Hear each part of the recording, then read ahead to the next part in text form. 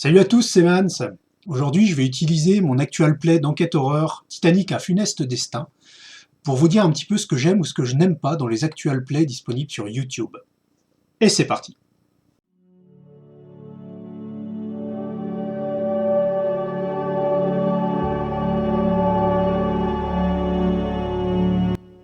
Alors dans cette vidéo, on va parler d'actual play.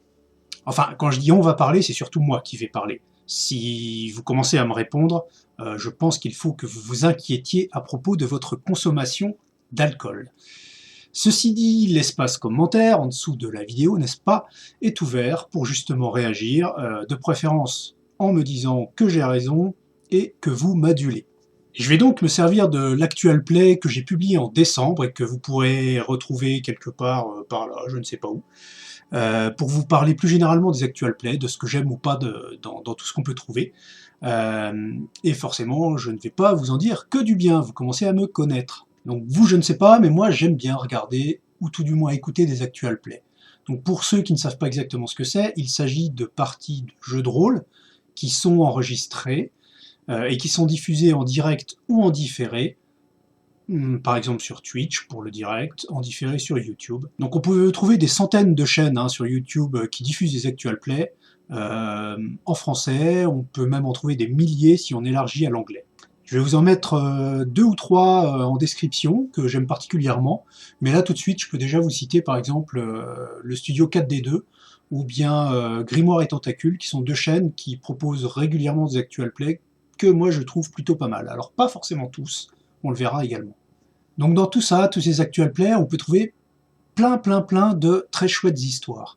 Des belles interprétations dans tous les genres, que ce soit de la science-fiction, de l'historique, de l'horreur, du cyberpunk, médiéval fantastique, de la fantasy, de tous les styles, ça peut être de l'enquête, de l'action. Et bien souvent, ça vaut pas mal de films ou de séries à la con. Tout ça, c'est fait par des passionnés. Ils veulent juste partager les chouettes moments qu'ils vivent en direct et montrer comment ça peut fonctionner autour d'une table ou même à distance. Sur ma chaîne, pour le moment, je n'ai publié qu'un seul actual play, basé sur un one-shot d'enquête horreur que j'ai fait moi-même. Je remercie au passage Jenny, Poulpi et Lestat d'avoir accepté que j'enregistre et que je diffuse cette partie. Elle a duré 3 grosses heures, 4 heures si on compte un petit peu tous les à côté. Et j'ai choisi de la découper en 5 parties pour proposer donc 5 vidéos qui durent à peu près 30 à 45 minutes. Donc ça c'est un premier point. J'aime bien que les actual plays soient proposés dans un format digeste, qui soit dégraissé, qu'il n'y ait pas 40 minutes d'introduction où les gens racontent un petit peu leur vie, qu'il n'y ait pas d'interruption hors roleplay pendant la partie interminable. Et j'aime bien que ces actual plays soient découpés en tronçons digestes d'une durée raisonnable. Ça permet de se lancer plus facilement dans leur écoute ou dans leur visionnage, surtout si ce sont des séries qui peuvent durer un certain temps. Donc voilà, c'est quand même plus facile de caser 4 fois 45 minutes que de devoir se taper un bloc de 3 heures en une seule fois. Et en plus, si c'est découpé intelligemment, avec un petit suspense, un petit cliffhanger à la fin de chaque morceau, et ben c'est top. Donc sur mon actual play, j'ai même choisi de faire un petit récapitulatif pour chaque épisode, mais bien de sorte que les gens qui regardent ou qui écoutent cet épisode alors que le dernier est passé depuis quelques jours, eh bien ne soient pas perdus au tout début. Deuxième point, c'est le format de l'actual play. On en trouve deux, vidéo ou audio. Je trouve que l'audio est largement suffisant la plupart du temps. En vrai, je me fiche de savoir si les joueurs sont jeunes, vieux, costumés, en pyjama, s'ils jouent dans un donjon obscur ou dans leur salon avec leur chat qui leur demande de rentrer ou de sortir par la porte-fenêtre toutes les 30 secondes. Donc l'audio uniquement, de base, ça le fait très bien. De temps en temps, j'apprécie d'avoir un visuel en plus. C'est le cas de certaines parties du studio 4D2 par exemple, ou de la partie Titanic de chez Grimoire et Tentacules. Une partie Titanic qui est assez différente de la mienne, mais qui est très chouette. Parce que dans ces parties, il y a un certain jeu d'acteurs, alors avec des gros guillemets, Il y a une tension, une dynamique, voilà, des éléments qu'on ne peut pas ressentir autant si on a que l'audio de ces sessions. Je trouve que la vidéo ajoute vraiment quelque chose à l'expérience. Et par contre, à contrario, je n'aime pas les actual play, donc en vidéo, où on a des joueurs qui surjouent leurs personnages, qui sont costumés, qui prennent des poses suggestives, de grandes envolées lyriques. On en voit beaucoup, je trouve, dans les tables américaines. Franchement, on se croirait dans des mauvaises séries B. Je préfère des moyens modestes avec des gens qui n'ont pas de costume, qui n'ont pas fait d'école de théâtre ou que sais-je, mais qui mettent du cœur à ce qu'ils font, plutôt que voilà, des simili-acteurs avec des productions un petit peu cheapos, ou même qui ont de l'argent, mais qui nous sortent des produits, entre guillemets, parce que ce sont carrément des produits à ce niveau-là, un petit peu décorrélés de moi, ce que je vis et ce que j'ai envie de vivre autour d'une table de jeu de rôle. Et donc de mon côté sur cet actual play Titanic, j'ai choisi de diffuser uniquement l'audio de la partie, mais en ajoutant quelques illustrations, photos ou vidéos, pour titiller un peu l'imagination du spectateur si nécessaire. Une autre raison, qui explique aussi cette utilisation uniquement de l'audio et pas de la vidéo, parmi mes joueurs, certains n'étaient pas OK avec le fait d'utiliser leur image. Et ça, c'est totalement compréhensible et il n'y a pas de problème avec. D'ailleurs, pensez bien avant vos parties à demander à chacun des joueurs présents si tout le monde est OK pour que vous enregistriez cette partie et pour que vous l'utilisiez par la suite, même si vous ne comptez pas la diffuser. Le simple fait d'enregistrer l'image de quelqu'un et de la garder sur des supports chez soi, c'est pas forcément une bonne pratique. Alors, on va poursuivre sur la forme, et là, on va en venir à la première erreur que je pense avoir commise sur la diffusion de cet actual play, c'est la musique. Lors de la partie, comme la plupart des MJ, j'ai diffusé pour chaque scène une musique appropriée. Ça renforce l'ambiance, ça renforce l'immersion, ça amène les joueurs à souvent davantage interpréter leur personnage, ce que moi, j'apprécie vraiment. Lorsque j'ai dérushé l'enregistrement de cette partie, je me suis aperçu qu'il allait falloir que je revoie absolument tous les niveaux sonores. En effet, chacun des joueurs, donc des 3 joueurs et moi, le MJ, nous avions un niveau sonore différent. Moi, on m'entendait vachement bien, les autres un petit peu moins bien, et parmi les 3 autres, c'était très différent. En plus, le problème était que j'avais enregistré la musique en même temps que toutes nos voix. Tout était dans un seul fichier, avec la vidéo, et je n'avais pas une piste dédiée à chacun des enregistrements sonores, ce qui aurait été beaucoup plus simple. Donc il a fallu en premier lieu que je sépare les voix de la musique, donc ça il y a des outils qui permettent de le faire, et qu'ensuite je règle le volume sonore de chaque intervention, de chaque joueur pendant toute la durée de la partie. Donc tout ça m'a pris un certain temps, pour ne pas dire un temps certain. Après ça, je me suis retrouvé avec un bout à bout de toutes nos voix, sans les musiques associées à chaque scène. Et sans doute parce que j'avais passé un trop gros paquet de temps là-dessus, je me suis dit que ça irait bien comme ça. Et bien en fait non, ça ne va pas si bien que ça, c'est dommage. En réécoutant l'actual play, qu'on pourrait d'ailleurs appeler un podcast en fait, je me suis rendu compte que l'absence de musique se ressentait vraiment, qu'il me manquait quelque chose, ce phénomène d'ambiance. Hein. Donc j'aurais vraiment dû remettre les musiques par-dessus les voix après coup, ça m'aurait repris un petit peu de temps certes, en modulant d'ailleurs les volumes des musiques en fonction des scènes et de l'intensité des moments, pourquoi pas. D'ailleurs, quand je visionne des actual play, je constate vraiment ce problème quand il est présent. Je trouve vraiment que ça fait une différence. Sur certaines parties, pas forcément, mais la plupart du temps aussi quand même. L'absence de musique pèse sur l'ambiance générale. Un autre point, toujours sur la forme des actual play en général et du mien en particulier, quand je me suis retrouvé avec mon bout à bout de voix, j'ai fait un choix, celui de supprimer absolument toute mention hors roleplay. J'ai supprimé tout ce qui avait trait à la technique. Par exemple, on ne t'a pas entendu, tu peux répéter? Et ça, je m'en félicite vraiment. J'ai aussi supprimé les quelques blagues et remarques hors jeu, mais il y en avait vraiment pas beaucoup. Et en même temps, j'ai aussi supprimé toute la partie technique du jeu. Par exemple, mon invitation en tant que MJ à lancer les dés pour résoudre une situation et l'énoncé résultant du joueur, du résultat par le joueur. Non pas qu'il y ait eu beaucoup de lancers de dés dans cette partie, parce qu'elle elle était motorisée par des règles maison qui sont très légères et qui favorisent plutôt l'échange verbal plutôt que le recours à des mécaniques de jeu. Mais justement, l'absence totale de mécanique de jeu dans l'actual play, eh bien, elle dénature un peu l'expérience, je trouve. D'ailleurs, j'ai eu plusieurs remarques de gens qui ont écouté cet actual play et qui m'ont dit avoir eu l'impression d'assister à la narration d'une histoire. Une histoire avec plusieurs narrateurs, certes, mais une histoire écrite. Pas une histoire qui se crée au fil de l'eau en fonction des décisions des joueurs et d'une part de hasard. Et effectivement, en y réfléchissant, je comprends complètement ce sentiment de supprimer toute la partie jeu. Eh bien, ça laisse transparaître uniquement l'histoire et ça donne l'impression d'assister quelque part à une espèce de pièce de théâtre. Alors, c'est pas forcément mal, mais est-ce que c'est encore un actual play? Pas certain. Et d'ailleurs, dans le paysage rôlistique, hein, sur YouTube, on ne voit quasi jamais ce parti pris.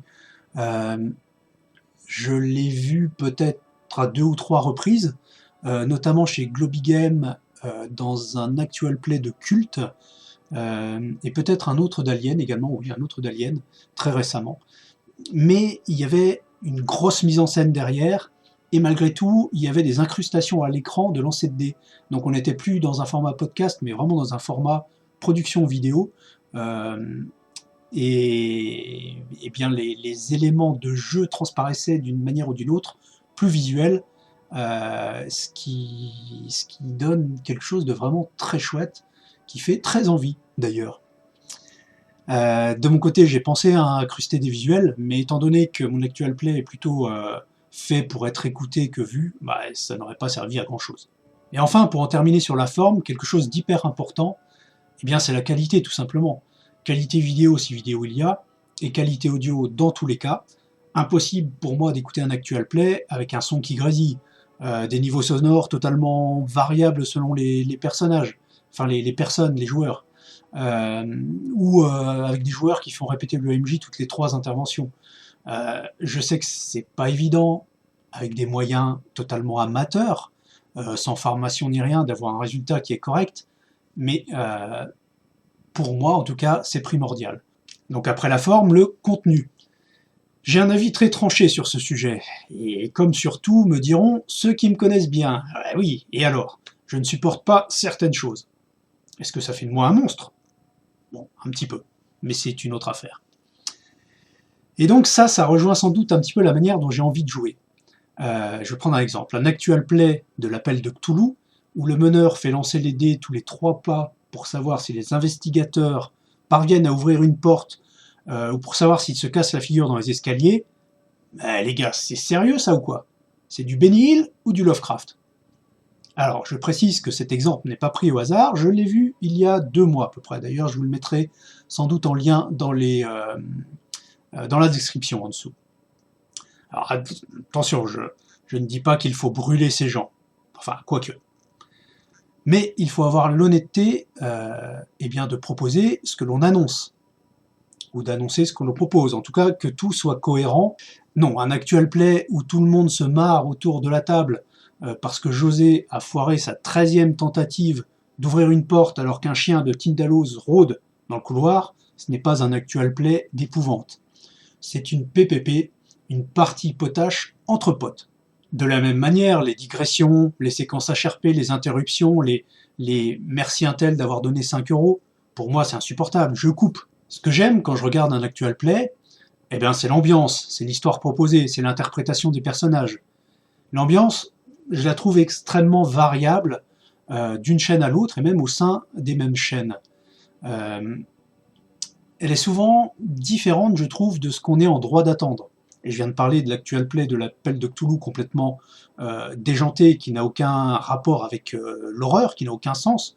Je pourrais aussi parler de pas mal d'actual play d'Alien, avec la mécanique de stress que le système embarque, qui va davantage stresser le spectateur, c'est-à-dire moi, avec les brouettes de dés qui sont lancées par les joueurs et les consultations interminables de tables de stress résultantes par le maître de jeu, pour finalement annoncer que eh bien, son personnage est incapable de bouger devant l'apparition soudaine d'un alien au détour d'une coursive sombre. Donc évidemment, la manière dont le MJ dirige la partie est garante, est la plus grande garante de cette ambiance. Les supports utilisés également. Je n'ai jamais réussi à regarder en entier un actual play utilisant des battle maps, des pions, ce genre d'artifice. Moi, ce qui m'intéresse, c'est de regarder, d'écouter, d'avoir la sensation d'être plongé dans un jeu de rôle, pas dans un wargame. Du wargame, j'en ai fait, c'est très bien, mais c'est autre chose. Donc ça rejoint complètement ma manière de jouer. Ce que j'aime regarder, c'est ce que j'aime jouer, en fait, ce que j'aime faire, expérimenter. Et de ce côté, je pense que l'ambiance de mon actuel play Titanic est plutôt bien rendue, nonobstant l'absence de musique que j'ai déjà évoquée. Et puis enfin, concernant le roleplay, l'interprétation, eh bien j'avais à ma table des joueurs émérites, on va dire, sans leur jeter de fleurs, mais franchement ils sont extrêmement agréables. Je pense qu'ils ont offert une belle prestation, si on peut parler de prestation. En tout cas, ils ont l'air de s'être investis et de s'être amusés dans cette soirée. Donc je trouve que le curseur était placé au bon endroit. Suffisamment d'investissement, mais pas de surinterprétation. On n'est pas voilà, dans des déclamations théâtrales du Roméo et Juliette, même si c'est très bien, mais c'est autre chose. Un petit bémol quand même sur la fin de la partie et donc de l'actual play, qui s'est terminée un peu après minuit. Tout le monde était fatigué, on joue en semaine, on a tous un travail, on a de la famille, d'autres occupations. On joue quand on peut, en général, et c'est vrai que eh bien, l'intensité était un petit peu moindre sur la fin de la partie, et ça se ressent, je trouve. D'ailleurs, je vous conseille de regarder à ce sujet une excellente vidéo de Lestat, je vous mettrai sa chaîne en description, qui parle eh bien, du démarrage des one-shots, et sur l'importance de les démarrer à fond les ballons, pour justement ne pas gaspiller de temps au tout début de la partie, et pour garder cette énergie qui va être nécessaire en fin de partie, et avoir voilà, quelque chose d'intense jusqu'au bout, avec un minimum de relâchement, et en évitant d'avoir cette fin de partie où tous les joueurs ne pensent qu'à une chose, leur plumard. Donc voilà, on a fait un petit peu près le tour. Je sais que mon avis peut paraître assez tranché et quelque peu élitiste peut-être, mais voilà, je considère qu'à nos âges avancés, nous avons tous assez peu de temps à perdre, et qu'il vaut mieux maximiser bien ce temps que nous passons sur Internet.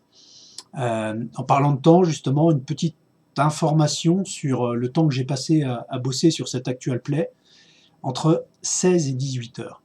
Ah, et en le disant, ça me fait mal, c'est pas rien du tout. Donc je vous invite à aller le regarder FISA, ou l'écouter, c'est comme vous voulez. Et bien n'hésitez pas à partager ce que vous pensez des actual plays en général, ce qui vous plaît dans les actual plays, ce qui ne vous plaît pas, ce que vous détestez, ou à me conseiller d'ailleurs ceux que vous avez adorés. Je suis preneur de conseils en la matière. Et bah pour finir, je pense que je prendrai un petit peu de temps dans une autre vidéo pour aller un peu plus loin dans la thématique de l'actual play. Quel est l'intérêt finalement? Est-ce qu'ils desservent le jeu de rôle? Est-ce qu'ils amènent des nouveaux venus à s'intéresser à cette pratique? Est-ce qu'ils font peur? Est-ce que les grosses chaînes, les grosses productions internationales, notamment à l'étranger, font du bien ou font du mal? Est-ce que ça peut faire peur aussi de voir des gens un petit peu professionnalisés proposer des productions haut niveau, on va dire? Est-ce que ça peut faire peur à des débutants ou à d'autres joueurs lambda, normaux comme nous, qui nous sentons dévalorisés par rapport à ça? Donc voilà, je pense qu'on verra ça peut-être d'ici quelques semaines ou mois, peut-être avec d'autres intervenants. Et en attendant, écoutez, bon jeu, et n'oubliez pas d'être sympa avec votre MJ.